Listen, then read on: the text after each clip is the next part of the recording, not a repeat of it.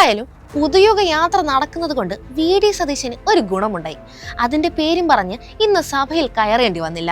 ഇനി എങ്ങാനും വന്നിരുന്നേ സതീശന്റെ ഓണവും പെരുന്നാളും ഇന്ന് നടന്നേനെ. സതീശന് കിട്ടേണ്ടത് പകരക്കാരനായി ക്യാപ്റ്റന്റെ ചുമതല ഏറ്റെടുത്ത K ബാബുവും സംഘവും കൂടി വാങ്ങിയിട്ടുണ്ട്. കഴിഞ്ഞ തവണ നിർത്തിയെടുത്തു നിന്നായിരുന്നു ഇത്തവണ മന്ത്രിമാരായ MB രാജേഷും P രാജുവും KN ബാലഗോപാലും തുടങ്ങിയത്. കൂടെ ശൈല ടീച്ചറും മന്ത്രി K രാജനും കൂടി ആയതോടെ സാക്ഷാൽ ഡേവിഡ് മിന്നറിനെ പോലും വെല്ലുന്ന ബാറ്റിംഗ് ആയിരുന്നു ഇന്ന് സഭയിൽ കണ്ടത്. ശബരിമല പ്രശ്നം എടുത്തിട്ട് പതിവ് പോലെ അലമ്പുണ്ടാക്കാനായിരുന്നു പ്രതിപക്ഷത്തിന്റെ ലക്ഷ്യം. അതും നേറ്റിവിറ്റി ബില്ല് പോലെ രാജ്യം തന്നെ ശ്രദ്ധിക്കുന്ന ഒരു ബിൽ അവതരിപ്പിക്കുന്ന ദിവസം തന്നെ. എന്തായാലും UDFന്റെ ഉടായ്പ വേലയും ഗൂഢലക്ഷ്യവും എണ്ണി തന്നെ തുറന്നു കാട്ടി ഭരണപക്ഷം. എന്തുകൊണ്ടാണ് സാർ ഈ കേരള സ്റ്റോറി വരുന്നത്? എന്തുകൊണ്ടാണ് സാർ തെലുങ്കാന സ്റ്റോറി ഇല്ലാത്തത്? എന്തുകൊണ്ടാണ് സാർ കർണാടക സ്റ്റോറി ഇല്ലാത്തത്? എന്തുകൊണ്ടാണ് സാർ ഹിമാചൽ പ്രദേശ് സ്റ്റോറി ഇല്ലാത്തത്? എന്തുകൊണ്ടാണ് സാർ കേരള സ്റ്റോറി 1ഉം 2ഉം വരുന്നത്? കാരണം കർണാടക സ്റ്റോറി ഗുജറാത്ത് സ്റ്റോറി തന്നെയാണ് sir, Telangana story UP story തന്നെയാണ് സാർ. കോൺഗ്രസും BJPയും രണ്ട് പാർട്ടികളുടെ പേരുണ്ടെങ്കിലും ഒരേ രാഷ്ട്രീയത്തെ, ഒരേ പ്രത്യയ ശാസ്ത്രത്തെ പ്രതിനിധാനം ചെയ്യുന്നു. P രാജീവിന്റെ ആക്രമണത്തിന് ശേഷവും അടുത്ത ഊഴം മന്ത്രി MB രാജേഷിന്റേതായിരുന്നു. അസമിലെ PCC അധ്യക്ഷന്റെ BJP പ്രവേശനം ഉൾപ്പെടെ എടുത്തിട്ടായിരുന്നു മന്ത്രി UDFനെ അലക്കിയത്.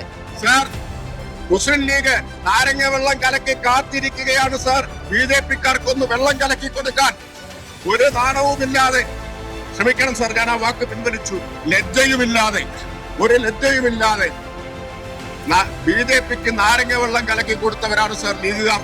അവർ വീണ്ടും നാരങ്ങ വെള്ളം കലക്കി വെച്ചവിടെ പുറത്ത് കാത്തിരിക്കുകയാണ് സാർ. ഇന്ന് വന്ന വാർത്തയുണ്ട്. ഇന്നത്തെ വാർത്ത എന്താണ്? അസമിലെ PCC പ്രസിഡന്റ് ഭൂപൻ ബോറ BJPയിൽ പോയി എന്നാണ് വാർത്ത.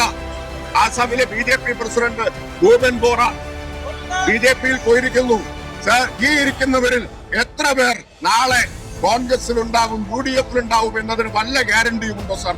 മന്ത്രി K രാജനായിരുന്നു അടുത്തതായി സ്കോർ ചെയ്തത്.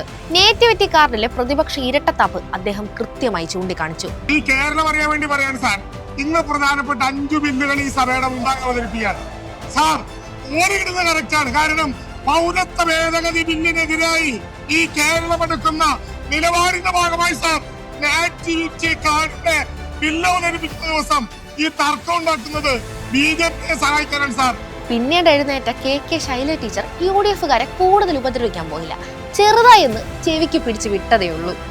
കേരളത്തിലെ പ്രതിപക്ഷം തികഞ്ഞ പരാജയമാണ് സർ.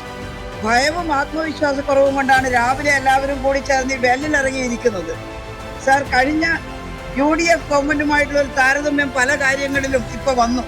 അന്ന് പറഞ്ഞതിന്റെ വീഡിയോ ക്ലിപ്പിംഗ്സുകൾ ഇന്ന് വന്നു. ആര്യാട് മുഹമ്മദ് സാർ അടക്കം പറഞ്ഞത് നിങ്ങളെല്ലാം കേൾക്കുന്നുണ്ടാവും. നുണ പറയാൻ പറ്റില്ലല്ലോ വീഡിയോയ്ക്ക്. അതെല്ലാം ജനങ്ങൾ കാണുന്നുണ്ട്. അതിന്റെ ഭാഗമായി രാവിലെ ഈ സഭയെ നേരിടാനുള്ള ഭയം കാരണം ഇറങ്ങി ഈ വെല്ലിലിരിക്കുകയാണ് എന്നാണ് ഞാൻ പറഞ്ഞത്. തീർന്നില്ല. അവസാനത്തെ ഓവറുകളിൽ KN ബാലഗോപാലിന്റെ വെടിക്കെട്ട് ബാറ്റിംഗ് കൂടി ആയതോടെ UDF 2020 ലോകകപ്പിൽ സൂപ്പർ 8 കളിക്കാൻ പോയ അവസ്ഥയിലായി. ഇന്നത്തെ അന്വേഷണം പോയാൽ അങ്ങ് ഡൽഹിയിലേക്ക് അന്വേഷണം പോകും സാർ. കയ്യിൽ ഏലസ് കൊട്ടിക്കൊടുത്ത ഉൾപ്പെടെയുള്ള കാര്യങ്ങളൊക്കെ അന്വേഷണം പോകും. അതുകൊണ്ട് പറയാം SIT കൊള്ളുന്നില്ല, കോടതി കൊള്ളത്തില്ല. കോടതിക്കെതിരെ പറഞ്ഞു, ഞങ്ങൾക്കെതിരെ എന്തിനാ പറയുന്നത്? SITയുടെ കാര്യം നോക്കുന്ന കോടതിയല്ലേ, ഹൈക്കോടതിയല്ലേ? ഞങ്ങളാണ് ഹൈക്കോടതി നോക്കുന്നത്. ഇപ്പൊ ഹൈക്കോടതി ഇപ്പൊ ശ്രീധരൻപിള്ള എന്ന് പറഞ്ഞ അഡ്വൈസ് ശ്രീധരൻപിള്ള അങ്ങോട്ട് ചേർന്നേക്കുക. ഇനിയും വരും പലതും വരും. ചോദിച്ചാൽ മതി, ഡൽഹി ചോദിച്ചാൽ മതി. പക്ഷേ ഇതെല്ലാം കഴിഞ്ഞ ശേഷം സഭയ്ക്ക് പുറത്തുപോയി എന്താവും സംഭവിച്ചിട്ടുണ്ടാവുക? K ബാബുവിനെയും ചെന്നിത്തലയെയും സഭയിലേക്ക് പറഞ്ഞുവിട്ട സതീശൻ ഇപ്പോൾ ചിരിക്കുകയാണോ? അതോ സതീശന്റെ വാക്കും കേട്ട് ഇറങ്ങി മതിയാവോളം വാങ്ങിക്കൂട്ടിയ ബാബുവും ചെന്നിത്തലയും സതീശനെ തെറി വിളിക്കുകയാണോ? ആർക്കറിയാം.